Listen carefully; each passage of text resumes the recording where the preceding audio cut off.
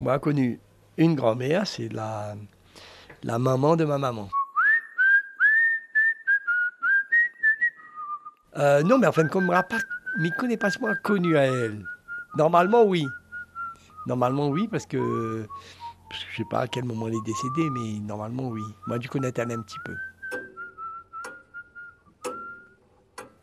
Mais en fin de compte, moi, plein de souvenirs de cette grand-mère-là. Alors, ma grand-mère, il appelait Aurélia Doris. En fait, le souvenir de grand-mère comme Nena, c'est un souvenir assez bizarre parce que un jour, je reçois un bouquin qui s'appelle Un siècle d'émotions. Et donc, j'ouvre le bouquin et donc je regarde. Et à l'année 1950, donc il y a la photo de mes trois tantes. Donc, Lia, Rachel et Thérèse, qui elles ont toujours habité ici Laos. Et donc, quand j'ai vu la photo, il y a la photo de ces trois tantes là, Thérèse, Rachel et Lia. Et puis, il y a une photo de grand-mère qui est debout devant la case. Et là,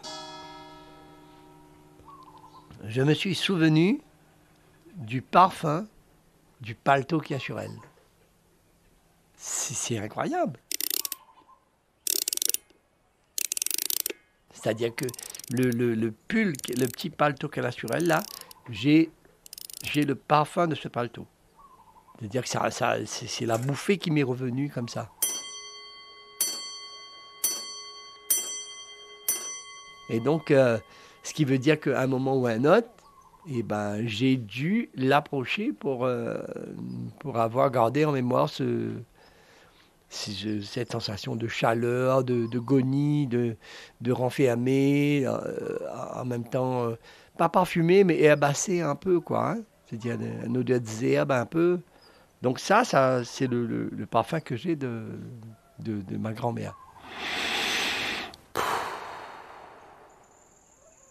Mais il faudrait que je me renseigne à quel moment elle a disparu pour voir si effectivement j'ai connu ou alors si c'est vraiment de la fantaisie psychanalytique. D'ailleurs, cette photo dans le bouquin Un siècle d'émotions, là, ben, c'était vraiment inattendu, en fait, de trouver cette photo.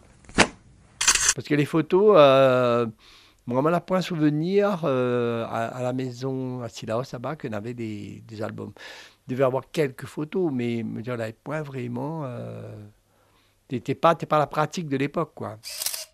Mais à l'époque, non, il y avait très, très peu de photos. Même moi, des photos de moi petit, j'en ai quelques-unes à Saint-François, mais même pas au Chaudron. C'est que des mariages ou des baptêmes. Mariage, baptême. Ouais, c'était ça, il faisait des photos. Et encore, il avait un photographe spécial qui venait. C'est-à-dire, c'est pas quelqu'un de la famille. Là aussi, il y avait un beau qui s'appelle toujours d'ailleurs, Philippe. C'était Philippe, un photographe. Voilà. Donc, il venait. Lui, il doit avoir un trésor chez lui de photos de Silaos. Parce que je l'ai connu depuis mon enfance. Donc, il doit avoir un trésor incommensurable. Ouais.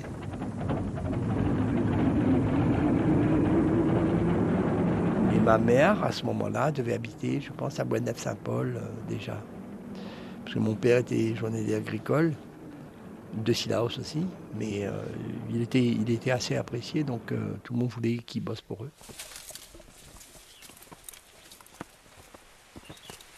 Même mon père, sa mère, j'ai jamais entendu parler de sa mère. Mais bon, c'est une famille. Nous, on est.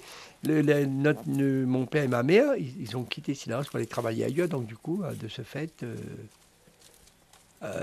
y a eu la séparation, donc il fallait parler au présent.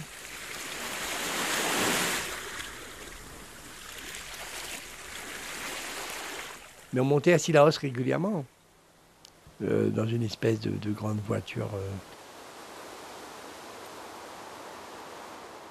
Mais grand-mère, voilà, là, il n'y a que le paletot qu'elle a sur elle, là, sur cette photo, qui à chaque fois que je regarde, me rappelle ça.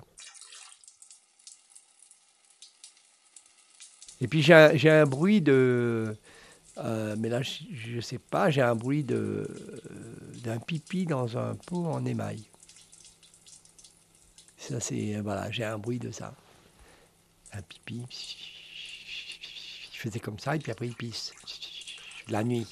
Mais je me dis, d'où je tire ça, quoi. Je ne suis pas sûr du tout de mon souvenir. En tout cas, c'est là. Voilà, Aurélia Doris. Et elle était mariée avec Louis-Octave Gastrin. C'est-à-dire, nous, Silas là-bas, bon, nous, est famille avec tous les Doris, les Morby, les Druilla, les Gastrin.